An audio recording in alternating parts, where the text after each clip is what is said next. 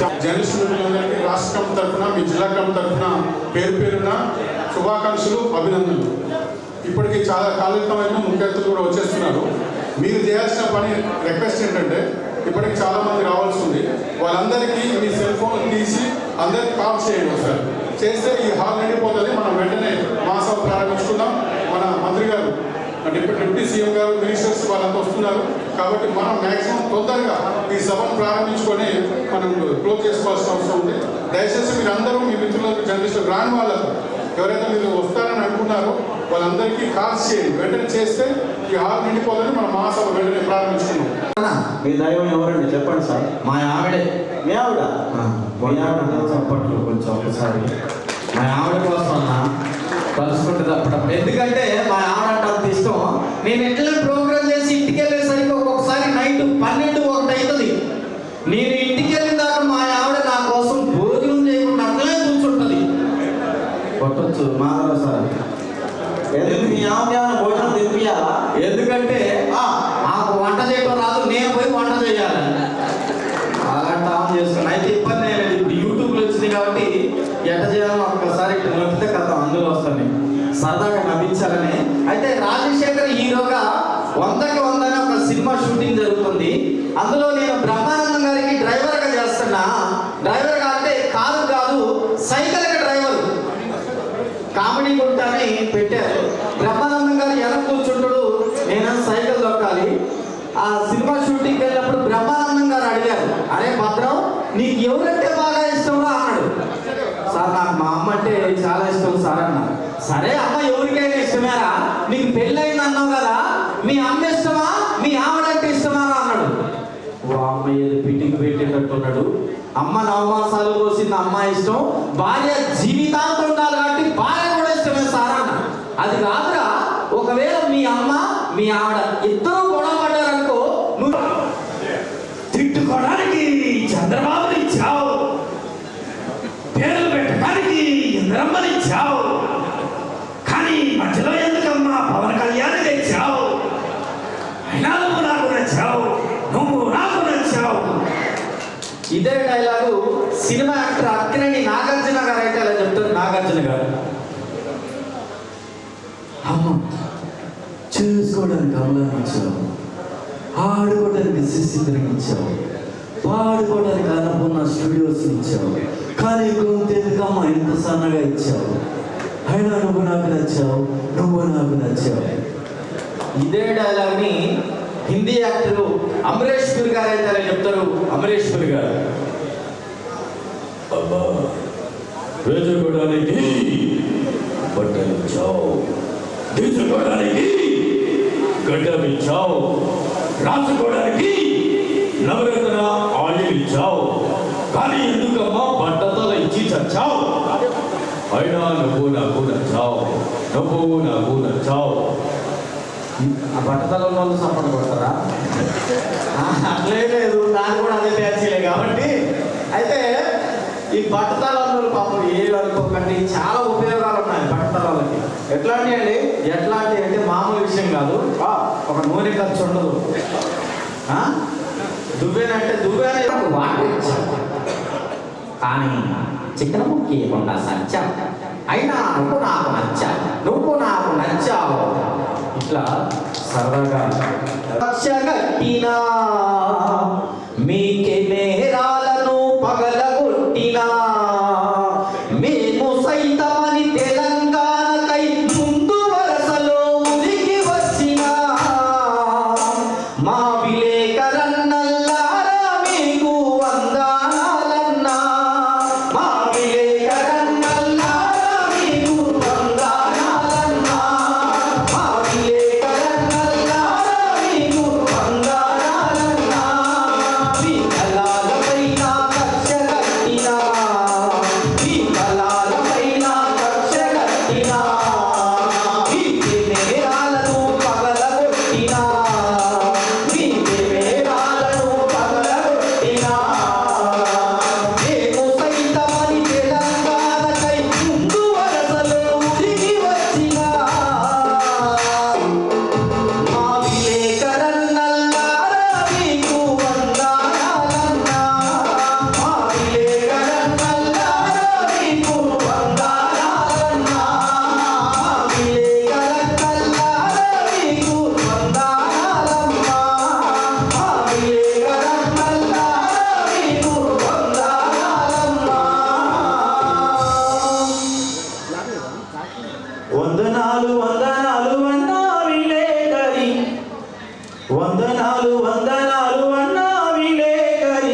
అందరి గుండె సడి మీ పెను వైఖరి చల్ అక్రమాలపైనే మీ ఆలోచన గురి అన్యాయం మెడకు మీ అక్షరం గురి వందనాలు వందనాలు అన్నా వివేకం అందరి గుండె సడి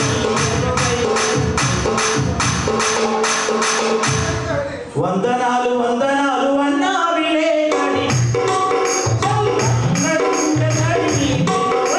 వందనాలు వందనాలు అన్నా వివేకని అందరి గుండె సడి మీ పెను వైఖరి అక్రమాలపైనే మీ ఆలోచన గురి అన్యాయం మెడకు మీ అక్షరం గురి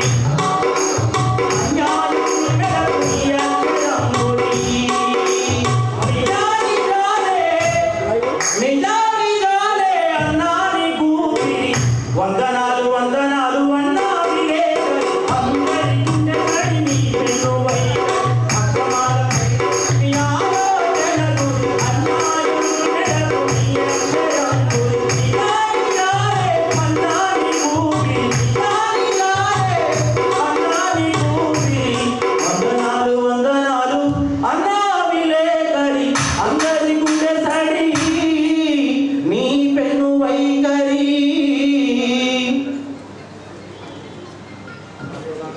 పత్రికలు నిజమేనా అన్న? నిజమైతే మీరు చప్పట్లు కొట్టారు సార్ గట్టిగా. కొంతమంది కొడతారు, ఇష్టం ఉంటే కొట్టరు, లేకుంటే ఊరుకోరు. అక్రమాలని ప్రశ్నిస్తాయి ఈ గొంతులు కలం మీరల గొంతులు. ప్రశ్నించే గొంతుకులు నేటి దిన పత్రికలు నిజానే కళ్ళ ముందే చూపించే ఎలక్ట్రానిక్ మీడియాలు. ప్రశ్నించే గొంతుకలు నేటి దిన పత్రికలు నిజాన్ని కళ్ళ ముందే చూపించే ఎలక్ట్రానిక్ మీడియాలు. అదురు లేదు ఎదురు లేదు నేటి జర్నలిస్టులకు. అదురు లేదు ఎదురు లేదు నేటి జర్నలిస్టులకు. నిజాయితీకి నిలువుటకు అన్నా వివేకన జయ హో జై జర్నలిజం. జయ హో జై జర్నలిజం. జయ హో జర్నలిజం. జయ హో జర్నలిజం. ఎండలేదు వానలేదు క్షణం తీరికాలేదు. రేయి లేదు పగలు లేదు వాగు వంక అనేదే. అడవుల్లో అన్వేషణ ఉండేందుకు ఇల్లు లేదు. అడవుల్లో అన్వేషణ ఉండేందుకు ఇల్లు లేదు. నిలిచేందుకు నీడ లేదు. కుటుంబాన్ని సాధేందుకు అష్ట కష్టాలెన్నో. జై జర్నలిజం. జై జై జర్నలిజం. జయ హో జై జర్నలిజం. జయ హో జై జర్నలిజం. అరిచే నోటికి కాలం రాసే సంఖ్యలు. అరిచే నోటికి అరిచే నోటికి కాలం రాసే సంఖ్యలు.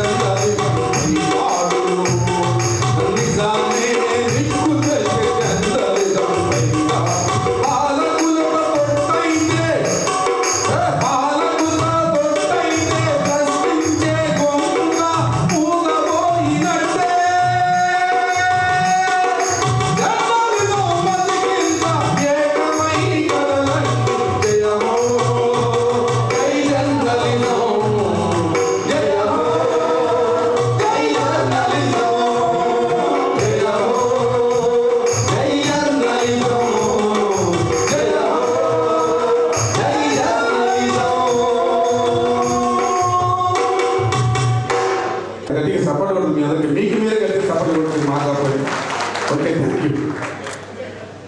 ఇప్పుడు పంపిన ఈవెంట్స్ అంత వెరైటీ కళారూపాలు చూస్తారు అన్న మీరు. ఇప్పటిదాకా మా ఆట పాట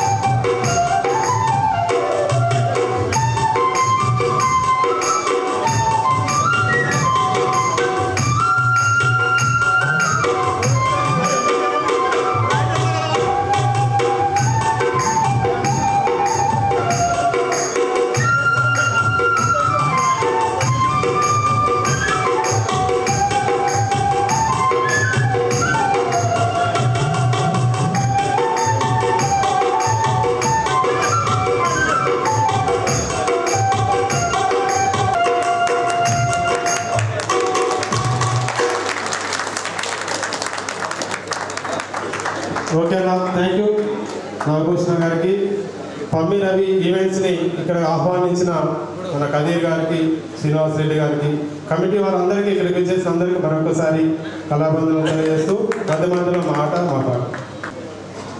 తెలంగాణ వర్కింగ్ జర్నలిస్ట్ ఫెడరేషన్ 4వ మహాసభకి హాజరైన జర్నలిస్టు మిత్రులందరికీ స్వాగతం చెప్తూ ప్రతి ఒక్కరికి అభినందనలు తెలియజేస్తూ ఈ మహాసభకి అతిథులు కూడా మన కార్యక్రమాన్ని ప్రారంభించే సమయానికి ప్రతి ఒక్కరికి మరొకసారి ధన్యవాదాలు తెలియజేస్తూ ఈ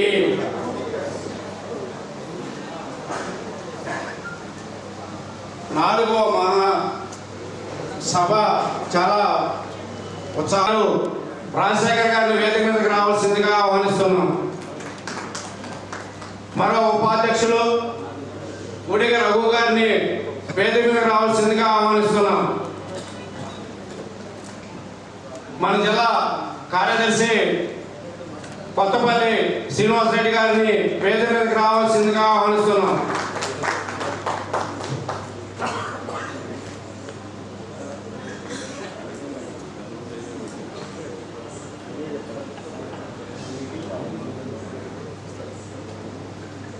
అదేవిధంగా మన గౌరవ అతిథులు డాక్టర్ రవీంద్రనాథ్ గారి వేదికకు రావాల్సిందిగా కోరుతున్నాం. అదేవిధంగా డాక్టర్ కోరపాటి గారికి కూడా వేదికకు రావాల్సిందిగా కోరుతున్నాం.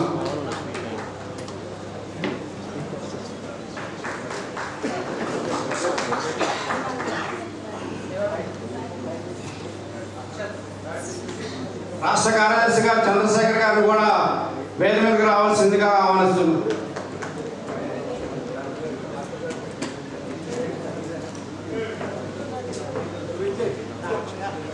మన రాష్ట్ర అడా కమిటీ సభ్యులు మిత్రులు ఖదీర్ గారిని కూడా వేదిక మీదకి రావాల్సిందిగా ఆహ్వానిస్తున్నాం. అదేవిధంగా సీనియర్ నాయకులు సాగర్ గారిని కూడా వేదిక మీదకి రావాల్సిందిగా ఆహ్వానిస్తున్నాం. మన యూనియన్ వ్యవస్థాపక అధ్యక్షులు senior journalist Wyra reporter Parupalli Krishnarao గారిని కూడా వేదిక మీదకి రావాల్సిందిగా ఆహ్వానిస్తున్నాం.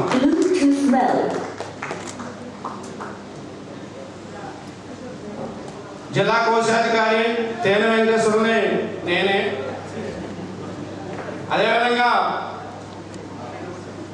జిల్లా సెక్రటేరియట్ మెంబర్స్ జిల్లా కమిటీ సభ్యుల్ని పరిచయం కావాల్సిందిగా కోరుతున్నాం. సత్యపల్లి రిపోర్టర్ బాలకృష్ణ గారిని పరిచయం కావాల్సిందిగా కోరుతున్నాం. వేదిక మీదకి వచ్చి పరిచయం చేయండి. అదేవిధంగా గరిడేపల్లి వెంకటేశ్వర గారు, జక్కంపూడి కృష్ణ గారు, నాగుల మీరా గారు, శివారెడ్డి గారు వేదిక మీదకి రండి. అక్కడ ఉంటే అర్థం కాదు కదా. అంజయ్య గారు, కందికొండ శ్రీనివాస్ గారు, విష్ణువర్ధన్ గారు, అదేవిధంగా మరో అతిథి గ్లోబల్ స్కూల్ చైర్మన్ గారు ఇషాద్ గారిని కూడా వేదిక మీదకి రావాల్సిందిగా కోరుతున్నాం.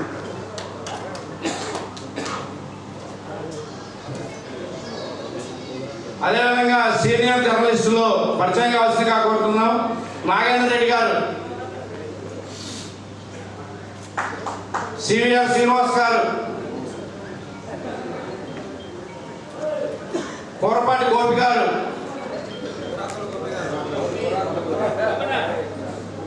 మక్కే నాగేశ్వరరావు గారు,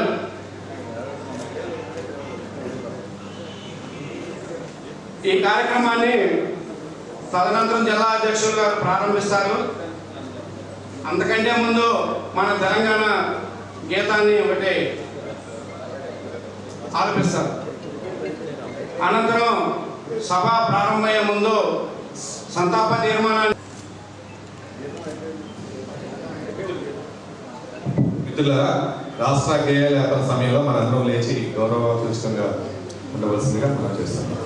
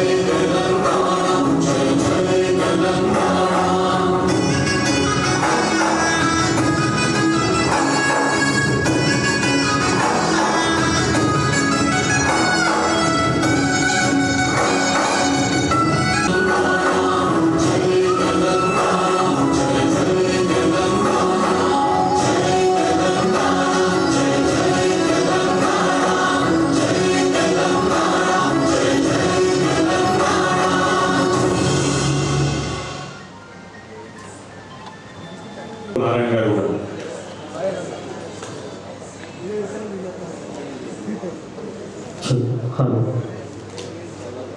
ఇప్పుడు జగ్గంపూడి కృష్ణ గారు సాయుధ పోరాటంలో ప్రముఖంగా వార్తలు రాస్తున్నాడని నిజాం నవాబు వ్యతిరేకంగా హత్య గావించబడ్డ మన జిల్లా వాసి తిరుమలాపురం మండలం సుబ్బిరెడ్డి గ్రామానికి చెందిన షోయబుల్లా ఖాన్ గారి దగ్గర నుంచి మొన్న ఇటీవల కాలంలో మృతి చెందిన సాంబశివరావు గారి కామపల్లి రిపోర్టర్లందరికీ టీడబ్ల్యూజేఎఫ్ తరఫున ఒక 2 నిమిషాలు మౌనం పాటించవలసిందిగా కోరుతున్నాం.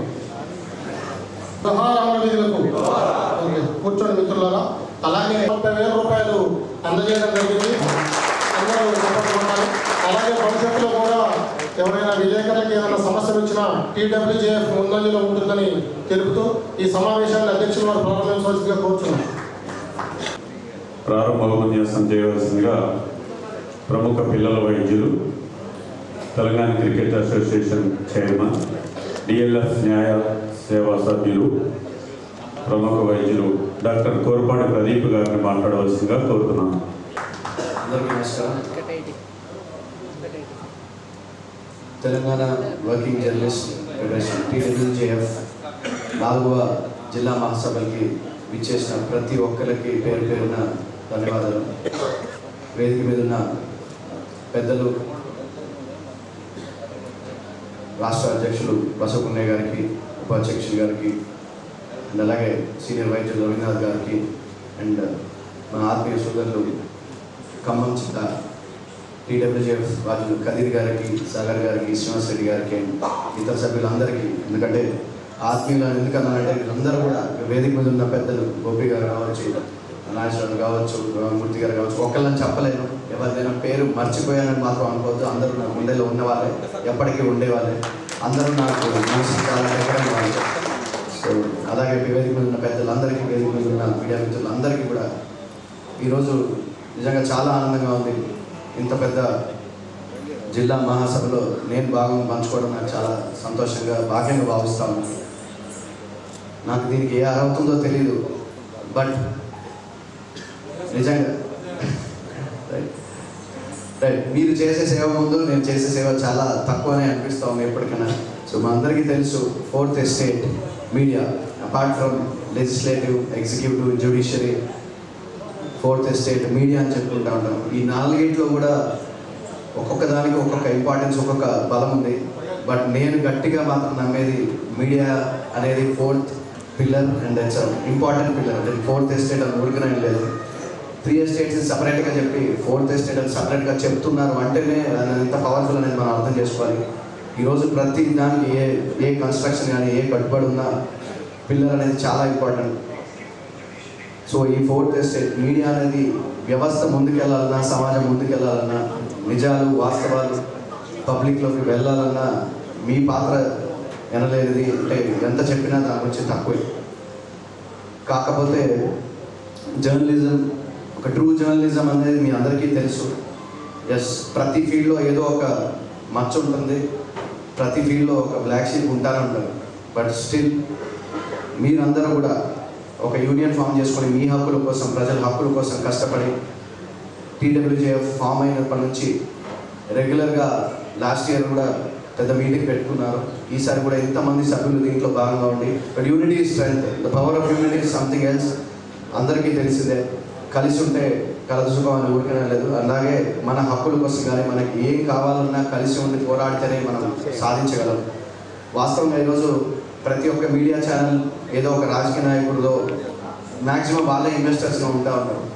బట్ అయినా కూడా ఎవరి కింద పని చేస్తున్నాం అనేది కూడా పక్కన పెట్టి నిజాయితీగా వాస్తవాన్ని ప్రజల్లోకి తీసుకెళ్ళడానికి కష్టపడే చాలామంది జర్నలిస్టులు మన ముందు ఇక్కడ చాలామంది ఉన్నారు. ఎందుకంటే వాస్తవం నేను చూస్తున్నాను గత 10-15 సంవత్సరాల నుంచి మీడియాలో వారికంటూ ఒక ముద్ర వేసుకున్నారు, అంచెలంచెలుగా ఎదుగుతూ. అంటే నా కాన్సెప్ట్ ఆఫ్ ఒక జర్నలిజం ఇది అయితే సిటిజన్ జర్నలిజం లేదా స్టూడెంట్ జర్నలిజం, ఈ రెండు కాన్సెప్ట్స్ యాక్చువల్గా అంటే మీరు ఒక్కసారి ఆలోచించాలి. నా తరపు నుంచి నా ఒక మనవి. ఈరోజు మీడియా ఒకప్పుడు మళ్ళీ టీవీ ఛానల్స్కి మాత్రమే పరిమితం అయ్యేది. ఈరోజు యూట్యూబ్ ఛానల్స్ వచ్చాయి, సోషల్ మీడియా వచ్చాయి.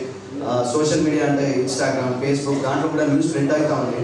బట్ పనికిరాని న్యూస్ చాలా ఎక్కువగా ఉంటాయి. దాన్ని కూడా మీరు యూటిలైజ్ చేసుకొని మీడియా అందరూ కూడా స్టూడెంట్ జర్నలిజంని ఎంకరేజ్ చేయాలనేది నా యొక్క ఉద్దేశం. అంటే స్టూడెంట్స్గా ఉన్నప్పుడే స్టూడెంట్స్ కూడా సమాజం పట్ల ఒక బాధ్యత, ఒక రెస్పాన్సిబిలిటీ క్రియేట్ చేసి వాళ్ళ దగ్గరలో జరిగే న్యూస్ని స్ప్రెడ్ చేయడానికి, వాళ్ళ దగ్గర జరిగే అన్యాయం కావచ్చు, ఏదైనా న్యూస్ పక్క వారికి తీసుకెళ్ళాలి అంటే ఆ మీడియాని యూజ్ చేసుకొని వాళ్ళని ఎంకరేజ్ చేయాల్సిందిగా మీడియా మిత్రులందరికీ.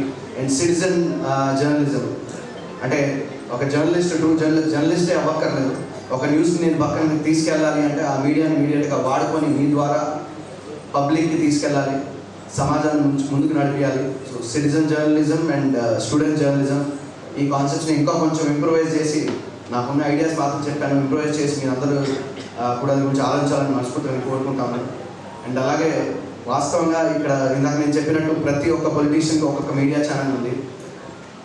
కానీ పబ్లిక్లోకి మీరు ఎక్కడికి వెళ్ళినా, ఎస్పెషలీ అంటే ఎంత పెద్ద పరిస్థితిలో ఉన్నా, ఎంత పెద్ద పొజిషన్లో ఉన్నా, ఒకప్పుడు మీడియా అంటే చాలామంది అంటే పబ్లిక్లో అంటే మీడియా వాళ్ళు భయపెడతారు, బెదిరిస్తారు అని అంటూ ఉంటారు. కానీ I strongly against that. Media అంటే ఒక మర్యాద, మీడియా అంటే ఒక గౌరవం. ఒక రాజకీయ నాయకుడు వచ్చినా, ఒక ఎమ్మెల్యే వచ్చినా, ఎంపీ వచ్చినా, ఒక వైట్ కాలర్ జాబ్ చేసే వాళ్ళు, ఎస్పెషల్లీ మేము డాక్టర్స్, ఒక డాక్టర్స్ దగ్గరికి ఉన్న ఎమ్మెల్యే, ఎంపీ వచ్చినా పెద్దగా చాలామంది పట్టించుకునే వాళ్ళు ఉంటారు. కానీ మీడియా వచ్చిందంటే ఆ రెస్పెక్ట్, ఆ మర్యాద ఎప్పటికీ ఉండేదో మేమందరం కూడా మర్యాద ఇస్తాం. చాలామంది దాన్ని భయం అనుకుంటారు, కొంతమంది భయపడచ్చు. అంటే మేము తప్పు చేసిన వాళ్ళు భయపడతారేమో, కొంతమంది మర్యాదతోటి వాళ్ళని దగ్గర తీస్తారు. సో మీరందరూ కూడా ఎస్పెషల్లీ నా మనసులో మాత్రం అందరూ కూడా చోటు సంపాదించుకోవాలి. ఎస్పెషల్లీ ఈరోజు నా సోదరులు అని నేను కదిరి గారు కానీ, సాగర్ గారు కానీ, శ్రీనివాస్ రెడ్డి గారు నేను చెప్తా ఉన్నానంటే ఇలా చాలామంది ఆత్మీయ సోదరులు నేను సంపాదించుకున్నాను. మేబీ ఈరోజు నేను ఇక్కడికి రావడానికి నాకు అదే అర్హతేమో. బయట నేను సమాజానికి ఎంత చేశాననేది నాకు అది లెక్క కాదు. బట్ మీ అందరి మనసులో నేను చోటు సంపాదించుకోవడానికి చాలా సంతోషంగా ఉంది.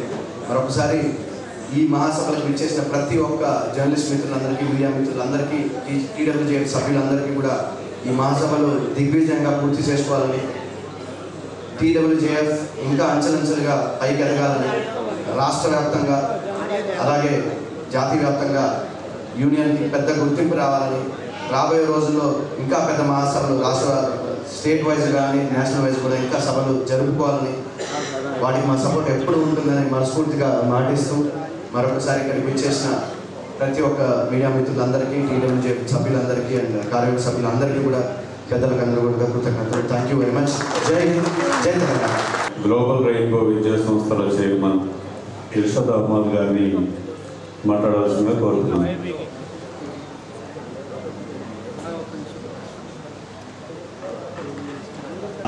పెద్దలు, ముఖ్యంగా అధ్యక్షులు ప్రధాన కార్యదర్శి వసంతనాయ్ గారు, వైస్ ప్రెసిడెంట్ రాజశేఖర్ గారు, రఘు గారు, కార్యదర్శి చంద్రశేఖర్ గారు, అనిల్ గారు, కొండలరావు గారు, కృష్ణారావు గారు, మా సహా వైద్యులు పుట్టిపాటి ప్రదీప్ గారు, ఇంకా వేదిక ముందున్న పెద్దలందరికీ మీ కాన్ఫరెన్స్ సందర్భంలో నా శుభాభినందనలు తెలియజేస్తున్నాను.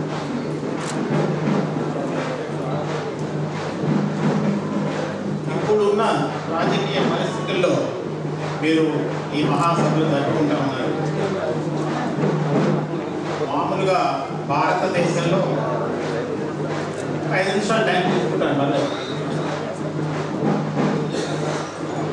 భారతదేశంలో జర్నలిజం అనేది స్వాతంత్రోద్యమం నుంచి పుట్టిన బిడ్డ. ఇండిపెండెన్స్ స్ట్రగుల్లో స్వాతంత్రోపాయం నుంచి ఒక ప్రారంభమైన ఈ జర్నలిజం అనేది దాదాపు 200 సంవత్సరాలు జరుగుతాం. ఈ 200 సంవత్సరాల్లో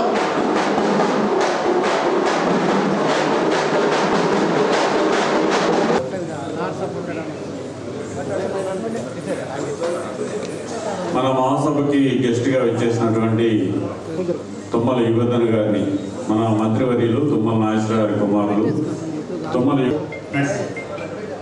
గత 60 సంవత్సరాలుగా మాత్రం అది కొంత పలచబడిందని చెప్పాల్సి వస్తుంది. దీనికి కారణం బిలియనీర్లు బడా కార్పొరేటర్లు మీడియాలోకి ప్రవేశించడం. ముందుగా మీడియాకి అంటే ఒకటే, మీడియా కానీ జర్నలిజం కానీ ఒకటి కానీ చూసేవాడు. కానీ ఈ రోజున మీడియా వేరు, జర్నలిజం వేరు. మీడియా పెద్ద సంస్థల చేతుల్లో ఉంటే జర్నలిజం అనేది మనలాంటి చిన్నవాళ్ళ చేతుల్లో ఉంది. ఈ రోజున బడా కార్పొరేట్లు వాళ్ళ లాభం కోసం లాభం వేటలో మీడియా సంస్థలు నడుపుతూ ఉన్నారు. మనం అంటే ఒక మామూలు జర్నలిస్టులు వాళ్ళ చేతుల్లో పావుల్లాగా ఉన్నాం అనేది అంగీకరించాల్సిన విషయం. ఈ రోజున మీడియా సంస్థల మెయిన్ స్ట్రీమ్ మీడియా దాదాపు వాల్యూ 2 ట్రిలియన్ రూపీస్గా ఉంది. అదే ఒక జర్నలిజంకి వచ్చేసరికి వాళ్ళ చెప్పినట్లుగా మనం నడుచుకోవాల్సిన పరిస్థితి ఈ రోజున కొంతమేరకు ఉంది. దాదాపుగా మీడియా సంస్థల్లో 35% ఒక్కళ్ళ చేతుల్లో ఉంది. మొత్తం దేశం మొత్తం మేము చూసుకుంటే ఒక్కళ్ళ చేతుల్లో, అది అంబానీ చేతుల్లో. ప్రధానమైన ఛానళ్ళు కానీ ప్రధానమైన న్యూస్ పేపర్లు కానీ చిన్న చిన్నవి వదిలేండి, 95% వాళ్ళ చేతుల్లో ఉన్నాయి. ఒక 5% మాత్రం మన చేతుల్లో ఉన్నాయి. మన చేతుల్లో ఇక్కడ దిశ పేపర్ అవ్వచ్చు, ప్రజాశక్తి అవ్వచ్చు, నవ తెలంగాణ అవ్వచ్చు, న్యూస్ ఛానల్స్ న్యూస్ లాంటివి అవ్వచ్చు, వైర్ అవ్వచ్చు, ఇట్లాంటి చిన్న చిన్న ఎన్ని కనుక 5% లేదు. మొత్తం మీడియా స్ట్రీమింగ్ అన్ని వార్తలు కానీ టెలివిజన్ కానీ ఏదైనా ఒక మీడియా సంస్థ యొక్క వాళ్ళ మెయిన్ గోల్ కానీ వాళ్ళ ఇది కానీ వాళ్ళ స్వభావం కానీ తెలుసుకోవాలంటే మనం వాళ్ళ సంపాదకీయాలు చూడాల్సింది. ఈ రోజున ఒక 2-3 ఉదాహరణలు చెప్తాను. మెయిన్ మీడియా సంస్థల యొక్క వాళ్ళ బ్యాక్ డ్రాప్ ఎలా ఉంటుందని. 2001-2020 మధ్యలో ఢిల్లీలో అతిపెద్ద ఉద్యమం, ఈ ప్రపంచంలోనే అతి largest longest and peaceful protest ఢిల్లీలో రైతు ఉద్యమం జరిగింది. ఒక్క మెయిన్ మీడియా కూడా ఒక ఎడిటోరియల్ వాళ్ళ గురించి సమర్థిస్తూ రాయలేదు. 750 మంది చనిపోయారు. ఢిల్లీలో ఎండ, వాన, చలి వీటన్నిటిని భరిస్తూ అంత పెద్ద ఉద్యమం మళ్ళా రాలేదు, ఇంత ముందు రాలేదు, బహుశా రాదేమో. అట్లాంటి ఉద్యమానికి కూడా ఏ మీడియా సంస్థ కూడా వత్తాసు పలకలేదు. అదొక ఉదాహరణ. 2, అతిపెద్ద లగ్జరీ వెడ్డింగ్ ఒకటి జరిగింది, మీకు అందరికీ తెలుసు. 60,000 కోట్లు ఖర్చు పెట్టారు. వాళ్ళ ఇంట్లో పక్కన ఎయిర్పోర్ట్ కూడా ఏర్పాటు చేశారు. అట్లాంటిది జిగుప్సాకరమైన ఖర్చుతో కూడిన పెద్ద వెడ్డింగ్ని ఏ వార్తా సంస్థ కానీ నెగిటివ్గా కామెంట్ చేయలేదు. కొన్ని రోజుల పాటు వార్తల్లో, టీవీల్లో అత్యద్భుతంగా pre wedding, wedding, post wedding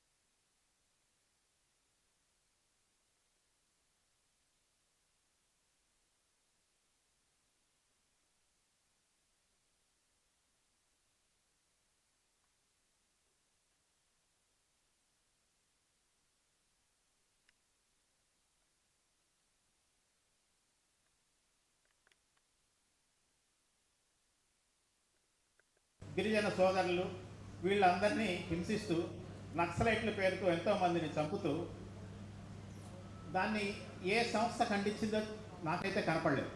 పెద్ద సంస్థలు, పేరున్న సంస్థలు. హిట్మా చనిపోతే హిట్మా హతం అని హెడ్డింగ్లు పెట్టిన పేపర్లు ఉన్నాయి. ఒక పక్క హిట్మా చనిపోతే పండగ చేసుకున్నాయన్నారు, కానీ హిట్మా చనిపోతే కొన్ని లక్షల మందితో ఊరేగింపు ప్రొటెస్ట్ జరిగిందనేది ఎంతమంది మీడియా మిత్రులకు తెలుసు, ఎన్ని పేపర్లు రాశారని. మనం అందరినీ సమర్థించకపోవచ్చు, కానీ ఒక వాస్తవాన్ని ముందుకు తీసుకురావడంలో మనం ఎంత ముందున్నామనే సంగతి మనం ఆలోచించాల్సిన అవసరం. అట్లాగే ఒక ప్రసిద్ధ సిజేఐగా న్యాయమూర్తి మీద ఒక చెప్పు విసిరితే, ఒక దళిత నాయకుడి మీద చెప్పు విసిరితే ఏ మీడియా సంస్థ అంతని బాగా ఖండించగలిగింది? ఎవరూ లేదు. దాదాపు అది సైలెంట్గా వెళ్ళిపోయింది. ఎవరు చేయాలి ఈ పని? అట్లాగే ఇదంతా ఎందుకు జరుగుతుంది? బిలియనీర్లు అందరూ మీడియాని ఆక్రమించడం వల్లే జరుగుతారు. ఈ రోజున 95% ఆఫ్ ద, ఇందాక చెప్పాను ఆల్రెడీ, పార్లమెంట్లో 2014 స్టాటిస్టిక్స్ ప్రకారం 32% మంది కోటీశ్వరులు ఉన్నారు. మొన్న 24లో అది 88% కోటీశ్వరులు ఉన్నారు పార్లమెంట్. ఈ జరిగిన నేపథ్యం అంతా బిలియనీర్లు మీడియాలోకి రావటం, మీడియా నుంచి పార్లమెంట్లోకి వెళ్ళటం, పార్లమెంట్లో ఉండే వాళ్ళందరూ కూడా మీడియాలోకి రావడం. మీరు చూసారు అనేక రాజకీయ పార్టీలకి ఇప్పుడు పెద్ద ఆస్తి వాళ్ళకున్న మీడియా సంస్థ. దీన్ని మనం చిన్నవాళ్ళం 5%, మనం ఎంతవరకు దాన్ని ఎండగట్టగలం అనేది మీరు ఆలోచించాల్సిన విషయం. మనం 4వ స్థానంలో ఉన్నాం, అది మీరు చెప్పగలరు ఎవరన్నా? దేశంలో ఉన్న బిలియనీర్లలో ప్రపంచంలో చూస్తే మనం 4వ స్థానంలో ఉన్నాం. ఒక సంపద అంతా ఒక పక్కకి పోగడిపోతా ఉంది. అది మనకి రోజు రోజు మీడియాలో కానీ అన్నిట్లో రాజకీయాల్లో కానీ ఈ రోజున కనపడతా ఉంది. ఈ రోజున మీరు ఎలక్షన్లో పార్లమెంటే, అసెంబ్లీ, కనీసం పంచాయతీ ఎలక్షన్లో కూడా ఈ రోజున ఖర్చు పెట్టలేని వాడు పోటీ చేసే పరిస్థితి లేని పరిస్థితి ఈ రోజున ఉంది. అది అన్నీ ఎవరు ఎట్లా ఎండగట్టాలనేది మీరు ఆలోచించాల్సిన విషయం. ఇంకొకటి కొంచెం వాస్తవం కొంచెం కష్టంగానే ఉండొచ్చు, కానీ 90% ఆఫ్ ద సంపద ఈ దేశంలో అప్పర్ కాస్ట్ చేతిలో ఉంది. 95% of the media upper caste చేతిలో ఉంది. ఈ దేశంలో హ్యాపీ మ్యారేజ్ అనేది ఏదైనా ఉందంటే అది అప్పర్ కాస్ట్ క్యాపిటలిజం కలిసి మ్యారేజ్లో సంతోషంగా ఉన్నారు వాళ్ళు మాత్రం. ఈ రోజున జర్నలిజంలో మిగిలింది 2గా చెప్పుకోవచ్చు. ఒకటి జర్నలిజము, 2 స్టెనోగ్రాఫిజం. స్టెనోగ్రాఫ్ అంటే మీకు చాలా మంది తెలుసు. నేను వాడేది మీ అందరి గురించి కాదనేది మీరు గుర్తుంచుకోవాలి. నేనేదో మిమ్మల్ని తక్కువ చేసి మాట్లాడతాను. 5% మనం, కానీ 95% అదర్ సైడ్. ఇదే ఒక పెద్ద ఆయన ఒక మీటింగ్లో రాజకీయ పొలిటికల్ జర్నలిస్టులు అందరూ కూడా స్టెనోగ్రాఫర్లో ఉన్నారంటే ఒక స్టెనోగ్రాఫర్ లేచి అభ్యంతరం చెప్పాడండి, సార్ స్టెనోగ్రాఫర్ని మీరు అవమానపరుస్తున్నారు అని.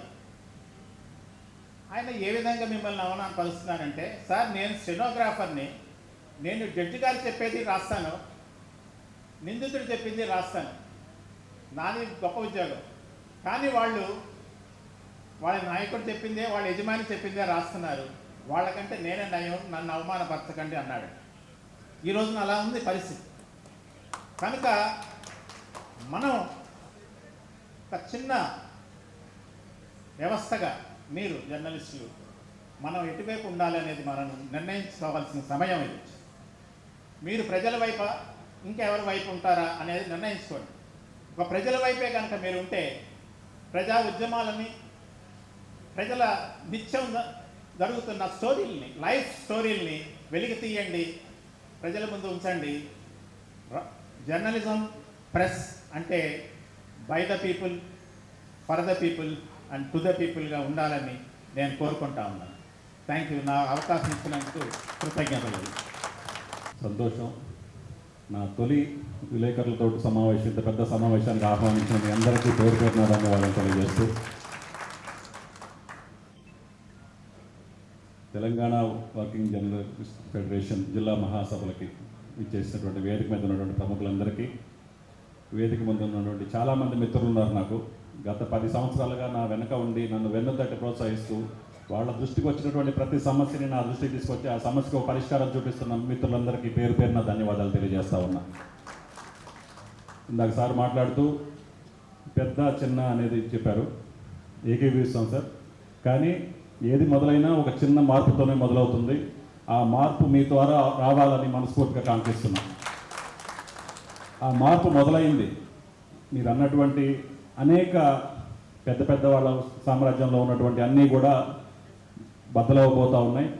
చిన్నగా, నీతిగా, నిజాయితీగా, ఎక్కడా కూడా ఒక సైడ్ తీసుకోకుండా ఉన్నటువంటి వ్యక్తుల్ని కానీ, జర్నలిజాన్ని కానీ ప్రజలు ఎప్పుడూ మర్చిపోరని నేను నమ్ముతా ఉన్నా. మీరు పెట్టే ప్రతి వార్త, ప్రతి వీడియో కూడా దాంట్లో వాస్తవం ఉన్నదానికి తప్పకుండా తుమ్మల గారి తరఫున మేమందరం కూడా దాని బాధ్యత తీసుకొని సమాజానికి ఏది మంచి జరుగుతుందో అది చేయడానికి తుమ్మల గారి వారసత్వంగా తప్పకుండా మేము పొందుపరుచుకొని, మీరు తీసుకొచ్చినటువంటి ఎటువంటి కార్యక్రమం, మీకున్నటువంటి ఎటువంటి సమస్య అయినా కూడా, ఇక్కడ ఉన్నటువంటి చాలామంది సోదరులు కూడా చాలా చాలా సమస్యలు ఉన్నాయి. అవి పెద్ద జర్నలిస్టులతో పాటు మీ అందరికీ కూడా వచ్చే విధంగా నా తోడ్పాటు కూడా ఉంటుందని మరొకసారి మీ అందరికీ హామీ ఇస్తున్నాను. క్షమించాలి, తుమ్మల గారు రావాల్సిన కార్యక్రమం, ఆయనకు ఆరోగ్యం బాగలేక కొంచెం జ్వరంతో బాధపడుతున్నందుకు నేను రావాల్సి వచ్చింది. తప్పకుండా మీ సమస్యల్ని తీర్చే ఒకటిగా, మీ అన్నగా, మీ తమ్ముడుగా మీతో ఉంటానని, మీ అందరికీ మంచి జరగాలని మనస్ఫూర్తిగా కోరుకుంటూ ఈ కార్యక్రమాన్ని ఆహ్వానించిన నన్ను మరొకసారి ధన్యవాదాలు తెలియజేసుకుంటూ జై Hind. Thank you.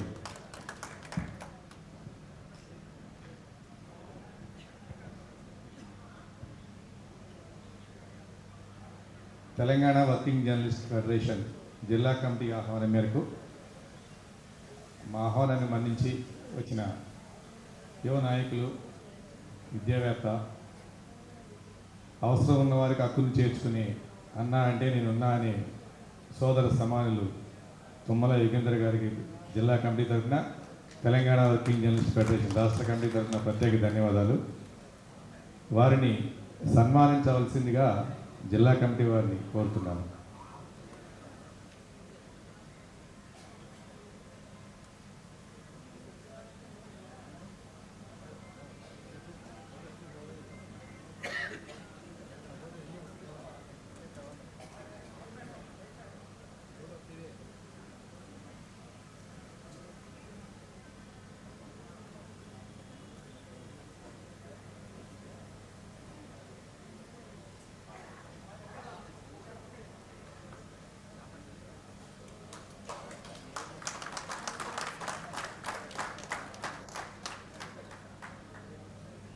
Thank you sir.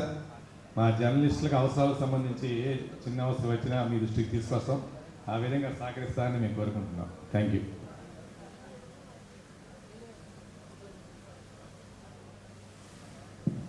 మహిళా జర్నలిస్టులు వేదికపైకి రావాలి.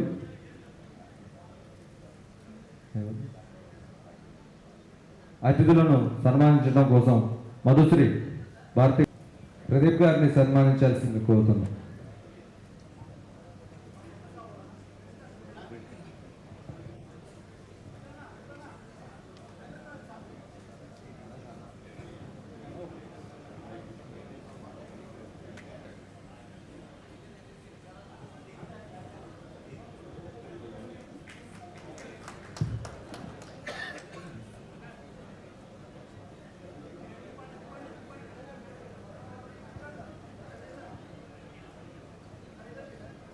సభ కొనసాగుతుంది.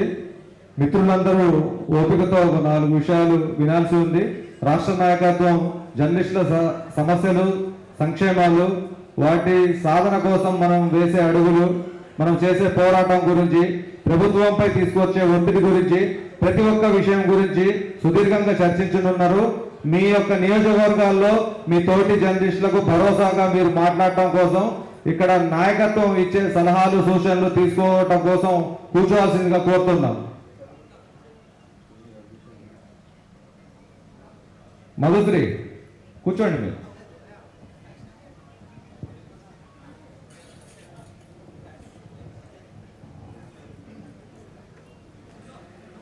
సీనియర్ జర్నలిస్ట్ నాగేందర్ రెడ్డి గారు వేదికపైకి వచ్చి జర్నలిస్టులను ఉద్దేశించి ఒక 2 ఖమ్మం జిల్లా మీడియా మిత్రులందరికీ కూడా నమస్కారాలు. వేదిక నిర్వహించిన టీడబ్ల్యూజేఎఫ్ రాష్ట్ర నాయకత్వానికి, ముఖ్య అతిథిగా విచ్చేసిన డాక్టర్ కూరపాటి ప్రదీప్ గారికి, రవీంద్రనాథ్ గారికి ధన్యవాదాలు. గత దశాబ్దాల నుంచి కూడా మీడియా ఆశించే స్థాయి కన్నా ఆశాభంగమే కనపడుతుంది సమాజంలో. గతంలో మీడియా అంటే 4th ఎస్టేట్ అని మనం అనుకుంటాం, కానీ మారుమూల పల్లెల్లో ఎన్నో గాథల్ని వెలుగులో తీసుకొచ్చి ప్రభుత్వాన్ని మేల్కొల్పిన జర్నలిజం ప్రస్తుతం కనుమరుగైపోతుంది. దాంతోపాటుగా జర్నలిజం కాస్త ఎర్నలిజం కావడం వల్ల కూడా మీడియా అంటే సమాజంలో కొంత గౌరవప్రదమైన అంశాలని కనుమరుగుతున్న నేపథ్యంలో ప్రతి ఒక్కళ్ళు జర్నలిజం అనే ముసుగులో కాకుండా జర్నలిజం అంటేనే ప్రజలకు ప్రభుత్వాల మధ్య వారధిగా ఉంటూ ప్రజా సమస్యలు వెలికి తీస్తూ మనమంటే ఏంటి అనేది సమాజానికి దిక్సూచిగా ఉండే విధంగా ముందుకు సాగాలంటూ మనస్ఫూర్తిగా కోరుకుంటూ టీడబ్ల్యూజేఎఫ్ మహాసభలకు ఇచ్చేసిన ప్రతి ఒక్కరికి ధన్యవాదాలు. Thank you. కూరాకుల గోపి గారు ఒక 2 నిమిషాలు మాట్లాడాల్సింది